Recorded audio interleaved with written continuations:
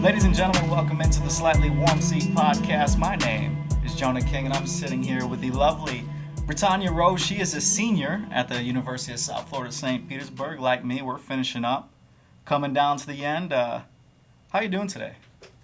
I'm doing good. I'm having a great day. It's startup week right now, so I'm networking a whole bunch this week. All right, for those that are uninformed like myself, what is Startup Week exactly? So Startup Week is a week-long event powered by Google to where entrepreneurs get together from all over the world. This Startup Week is actually hosted in multiple cities all over the world, and you're just getting together and collaborating with local entrepreneurs and startups in your city. Okay, so what brings you to that event? I am an entrepreneur. Fair enough. But what entrepreneurial things are you trying to do? Oh, okay. I have a lot of projects that I'm working on right now, and I'm currently working on augmented reality culinary training programs. So going to Startup Week, where there's a lot of workshops on how to integrate IoT and machine learning and intelligence, that's kind of why I went to this Startup Week. Okay, for the dumb people like myself, I heard augmented reality with culinary stuff, so basically, like, you're trying to do something where if I put on one of them VR goggles, it'll help me teach, like, you'll create something that's going to teach me how to cook. Yes. That's what I'm trying wild. to do. Yeah. That's crazy. Go ahead. It's still very early stage, though, Right. So we're still working on a lot of kinks. Okay. Let's talk a little bit about some of the entrepreneurial stuff in a little bit, but you are the president of the Yes. USFSP Cook Masters Club. Yes. Why the Cook Masters? What's behind that name?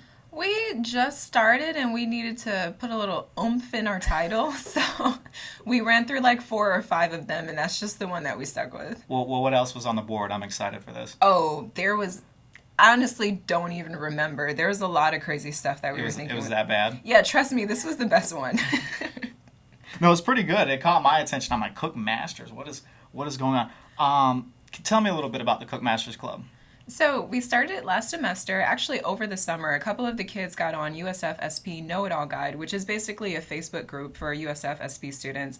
Someone's like, hey, who wants to start a cooking club? And of course, like, I think about 20 people were like, oh, I'm in. So we got together and we decided that we want to start a club on campus that focused on food and kind of like relishing in the fact that it's such a big part of the culture of being a college student. And we didn't have a club like that on campus before, so we definitely took the opportunity. That's wild, because I think I remember seeing that post, and I'm like, a cooking club? Like, who's going to show up to a cooking club? And then here we are now. Yeah. You've taken it quite some places. One of your events you had last semester that was really big was Chopped. Mm-hmm. And can you kind of explain it again for me? Because if I remember the premise correctly, it was kind of like a cooking competition. Yeah, so one of the officers, we were trying to figure out things to do to get the students engaged, and one of the officers was like, Chopped is my favorite show. It'd be so cool if we can do that as a workshop. And I'm like, hold on, let's make that a really big event, because it has the potential for that. So Chopped is basically a TV show that comes on Food Network, where chefs get together and they compete through several different rounds. It's probably one of the most popular cooking shows next to Iron Chef. So we decided to replicate that and do a student edition. It's interesting. What were some of the challenges you faced, just like with trying to do events like these? Because I preface this by saying a lot of like what I remember thinking about, oh, there's going to be a cooking club on campus. They're going to run into the trouble of finding places to cook. I remember talking about this with my friends like last year. Like, people wanted to cook stuff on campus, but then there's all these restrictions. Mm-hmm. So can you tell us a little bit how you've kind of figured out how to like do these things without running into those restrictions, and getting the student involvement going, very small campus, getting the money together for something like this?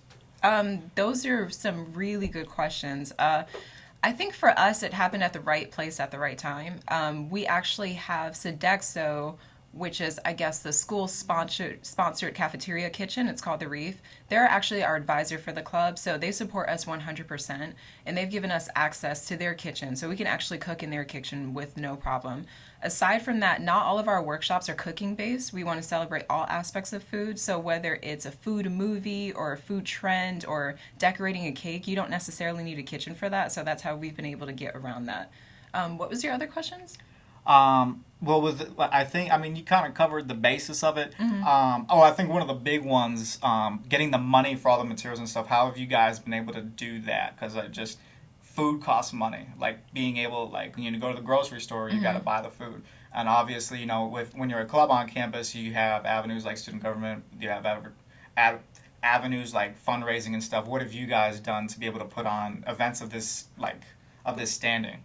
So for the Chopped event specifically, I went out in the community and I basically busted my butt. I talked to everybody, and fortunately the community here is such a foodie type of community that everyone supported us. I think like 9 out of 10 people I asked said yes. So just going out into community and being proactive and kind of doing like cold calling and things like that, that's where we got the majority of the funding for Chopped. I think we were able to raise almost $2,000 in in-kind prizes, and that was basically me walking up to Williams and Sonoma saying, hi, this is what I am, or this is who I am, this is what we're doing, do you want to be a part of it? And they said yes. So you're a transfer student, right? Mm-hmm. Where'd you transfer from? From SPC. SPC, the lovely SPC. Yeah. How'd you end up here at USFSP? Like, was it just because you're in the area, this is the closest thing? Like, no. I went way out of my way. I was at SBC and actually changed my major several times. When I first started at SBC, I was a hospitality management major just because as training to become a pastry chef, I wanted to open up a restaurant. And then I kind of realized that they were giving me courses that didn't necessarily apply to me, like cruise line management, hotel management. So I switched to a business major, and then I felt like it wasn't comprehensive enough at SBC. So I looked at my other options, and USF had one of the best entrepreneurship programs. So that's how I ended up here. I was nowhere near the area. Okay.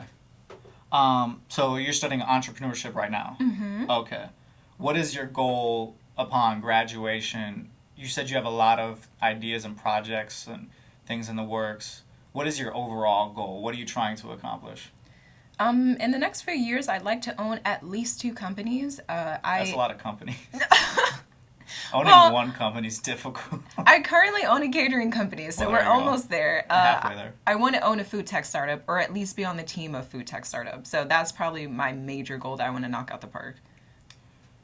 What do you go through, like, when you're trying to get into these things, especially for your younger students that are like, owning a company, joining a food tech startup? What do you do to kind of like go after these goals, and like what are some of the important things? I think for myself, I would advise you to follow your passion. That's like number one. So I followed my passion. I knew that I wanted to work with food. And then I got other complementary skill sets to help me achieve my final goal. So I learned food, and then I'm also learning business. I think once you have that foundation and accessories, that's going to get you to where you want to be. Because you had started off, you said you're a pastry chef, yeah? Mm-hmm. So you've kind of made this transition from a food pastry chef. Do you still like cook today? Like, are you still in the kitchen today, or are you past that? I'm currently not in the kitchen. And you said you've worked in the kitchen before, yeah? Yeah, I've worked in a lot of nicer restaurants around town here, actually. What's the big difference, like, working in, is there a difference between, like, okay, these are, like, real kitchens making, like, real major dishes versus, the regular, like, chain restaurant type of place? I have never worked. I kind of just skipped around a lot. So I went from like McDonald's to Publix to fine dining. I think I wouldn't be able to actually tell you the main differences between everything, but I do know that when I first got into fine dining, I was not prepared. So just based off of just walking in the door, there's a lot of things that you have to learn. You have to be at like a very high standard to be able to work in those types of professional kitchens. So I can just say probably based off of my experience that it probably is very different. What's your craziest, weirdest, like, out of the box, like something that happened in the kitchen that was just wild that you'd only see on like a television show? Or have you not had any of those moments? I've had those types of moments. When I worked at Sea Salt down the street at the Sundial, the executive chef and owner Fabrizio, we had spent some time together, and I think maybe he had taken some type of interest in me just because I was like a young student, things like that. So he'd often come over to me and tell me stories about like food history. And one day he just came over to me. He's like, he's an Italian guy, so he's like, "Oh, Brittania, you know about the champagne? You know, like where does it come from and all that stuff?" And he proceeds to tell me the story, and I'm like, trying to cook and stuff. Like, yes, chef, that's so cool, chef. He's like, "Okay, so Brittania, make me a champagne dessert now." And I've completely freaked out. So I was under pressure, and he gave me 24 hours to make a champagne dessert to put on the menu for the VIP table. And I was able to execute that for him. But that's probably one of those really crazy moments that you don't really think about. This is a really important question. For me, have you watched Ratatouille?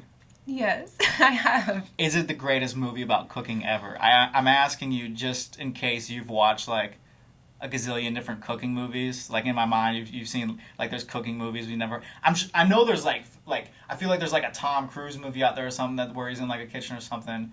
But, like, is there any other cooking movies that top that one, or is that, like, the one?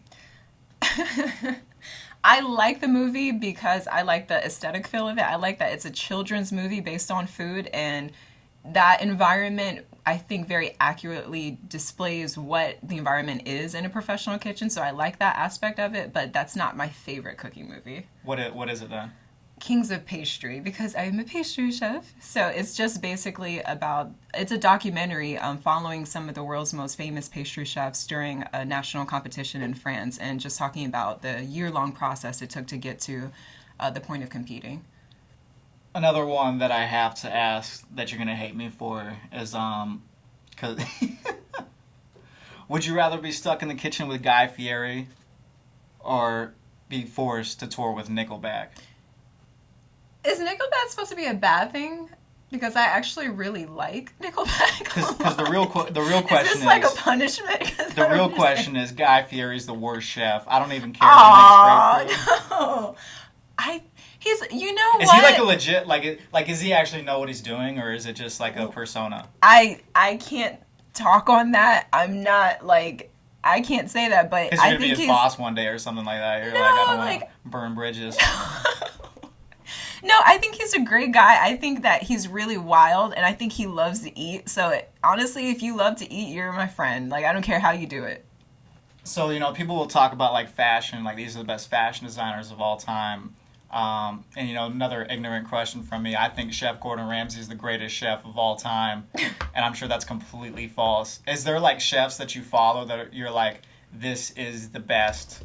Like, are they all, like, international people? Is the best food being made in Europe? Is the best food being made in America?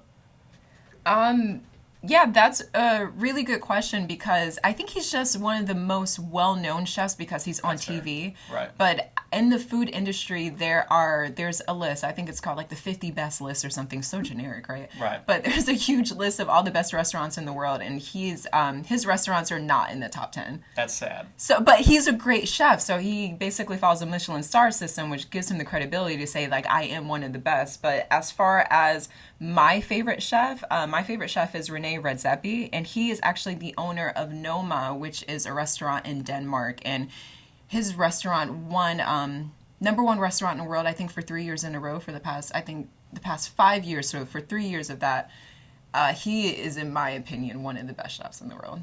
One of those really generic questions, but something we haven't kind of crossed over or gotten to.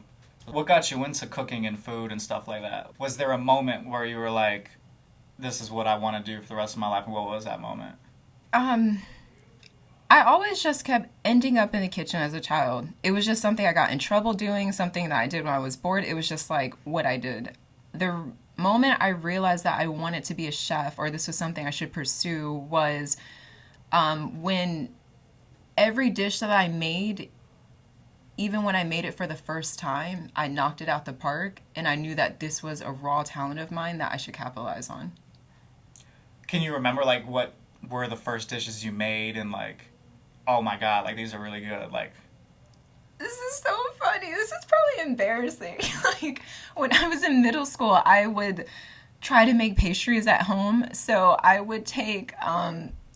some white bread, like Wonder Bread, and I would roll it up, or I would like roll something with it. Like I would use like a plate to pat it down and make it really flat, and then I put some jelly in it, I put some peanut butter, and I put some yogurt in it, and then I crimp it with a fork. Meanwhile, YouTube did not exist then, so I was literally You were looking at the books and stuff, yeah? I didn't even have a book. I'm just in the kitchen just playing around, and I would bake it, or I'd actually put some butter on top, and I'd go and I'd bake it and put it in the oven. No one taught me how to do this. This is just some stupid like around the house type of stuff. But Like, so instead of like playing with Legos, you were like playing with food. yeah, I was playing with food, and that's when I made the first dish that I wanted to eat repeatedly, and then I started giving it to my family members. They're like, wow, this is really good.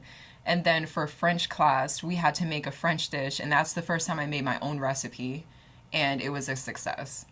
So in your family, were you the one like designated every single holiday? Like, oh, she's the one that's making this. She's the one that's making that. You would think that, but no, it was not me. My grandmother is an amazing cook, and so is my aunt. So I basically am coming up after them. Okay. Hey, circling back to the Cook Masters Club, just real quickly, because I forgot to say this. Okay.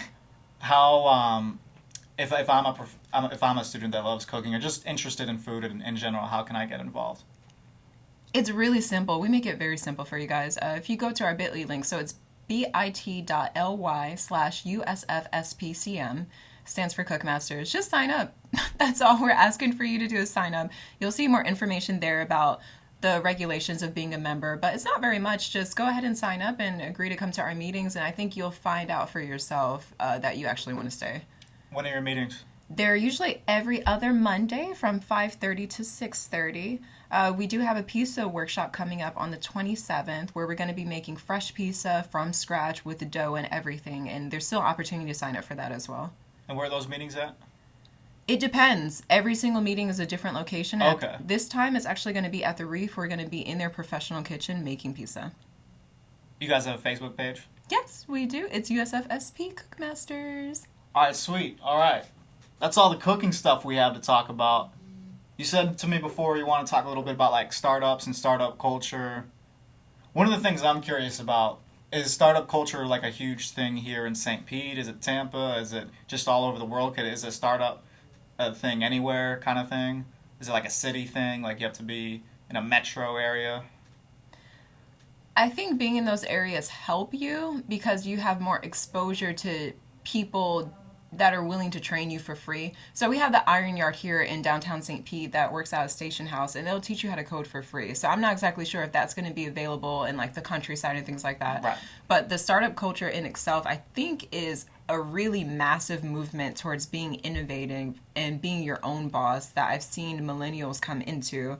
And it's something that's definitely based out of like major cities. Like obviously you guys are aware of Silicon Valley in California, and actually India is probably one of the biggest startup hubs right now. And excitingly, over the past few years, there's been a lot of articles written about Tampa Bay and St. Petersburg becoming the next startup hub. So I think we're on track to be a really big startup community here. Can you tell me a little bit about one of the other big events you have coming up? You have a chef's panel coming up. What's going on with that?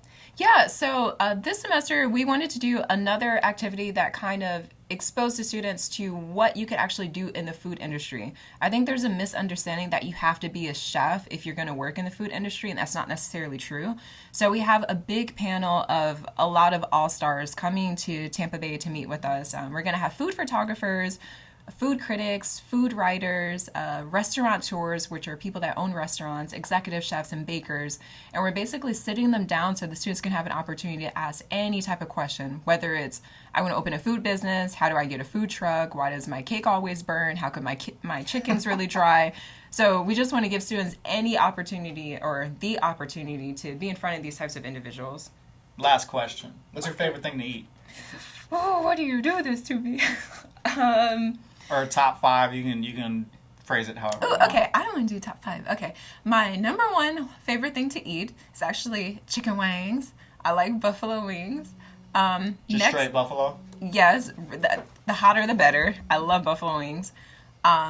Next favorite thing is probably Krispy Kreme donuts. Ooh. So I do eat all types of foods. I don't discriminate. I guess on the finer side of things, I like pistachio d'acqua, which is basically a sponge cake. It's like a cookie sponge cake consistency. It's a French dessert. Let's see, next favorite thing, Red Lobster biscuits. You can never go wrong with those. And French fries. So it's just like I got a good combination there for you. What kind of French? Like, when I mean what kind of I can only think of French fries as in like what fast food place service them. So like your Chick-fil-A fries versus your McDonald's fries. I hate Wendy's fries. I hate Burger King fries. People really like Checkers fries. I hate Checkers fries. That's probably a hot take. I'm probably going to get crap for that. PDQ used to have some really interesting fries. I've never had they made them. fries. PDQ is amazing. They have the best shakes. We're going to have to save this for another podcast because I have to go. But like PDQ has the best shakes. And they had these certain like little like mini fries, almost like Steak and Shake, but not as hard. Steak and Shake has some really good fries. I judge fries based upon how well they go with ketchup. Okay. Steak and Shake's fries really go well with ketchup. Okay. When I eat fries at the Reef, I'm sorry, y'all, I don't really like fries at the Reef. But I usually eat them with barbecue sauce, which is like something I'd never done before until I came here. They didn't go well with the ketchup, so I was like, I gotta try something else. Where are your favorite fries from? Everywhere. You just like fries in general? I love fries from any place I can get them. That's wild. I'm like a fry fiend. Like, it doesn't matter to me. They all taste really good. I will say I like them extra crispy though. That's what I will say. There you go. Yeah. All right, Brittania, it's been a pleasure. Yes, it has. It's always good to see you. Yes. Hopefully, I can have you on sometime again. We could talk a little bit more about some fun stuff. I wanted to bring you in here and like talk about the club because the club's doing some really awesome stuff. And so, to anyone, this is a club for anyone. The Cook Masters. It's about. I mean, who doesn't love food? Who doesn't? I know. That's why we're so successful on campus. We actually almost have 200 members now. That's a lot of people. Yeah. It is a lot. 200 real people or 200 people signed up on like 200 real people, okay? We have our workshops at different times sometimes, so not 200 people can come to our events. We usually have a cutoff at about 15 people, but we do have a lot of members for our club. I believe you. Just to give you guys some final details about the Foodie Chef Panel, it's going to be on March 8th. We're having it in the Grand Ballroom. It starts around 6:30, so if you can make it do, we are going to have little appetizers and networking and things like that. So make sure you come out for the food and also for the foodies. All right. To everyone listening, make it out. All right, I'll see you around. Okay, thanks.